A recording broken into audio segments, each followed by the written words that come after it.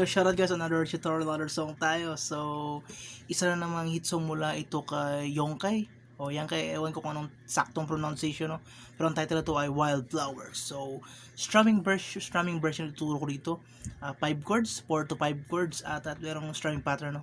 At siguro start tayo kagad, no? So, pakita ko muna yung chords. Unahin mo itong chord, no? So, first chord ay D major 7.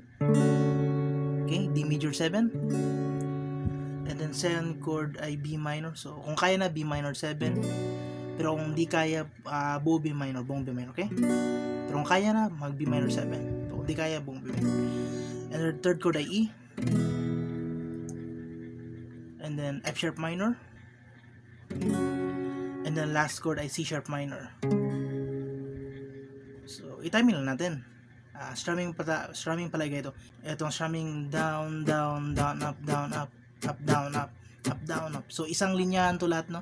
Isang linyahan, down, down, down, up, down, up, up, down, up, up, down, up. So play natin na kasamang chords, yung may magsosol.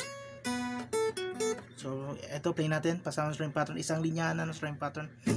1, 2, 3, go.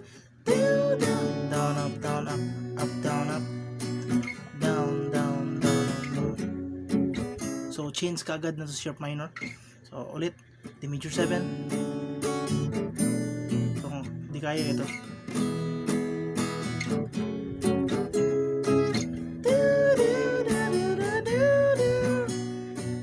down, so yun o, limang chords. Meron yung part na down, down, down, up, down, up. Yung part na so mayroong parang may insert na isang F, then F sharp minor. Pero pwede naman kahit wala na to para di na kayo mahirapan, no? Ulit, kung di kayang B minor 7, magbong B minor. Okay? And kung kaya naman pwede naman C sharp minor 7 para mas magandang tono, no?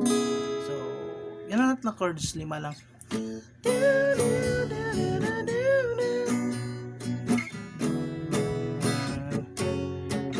So ang string pattern ay isang linyahan. I-timing nyo lang, no? Kaya nang balang mag-timing. Dyan na lahat, no? Dito mo ng tutorial yung kay Yongkai, Wildflower ang title. So yan muna guys, bye bye.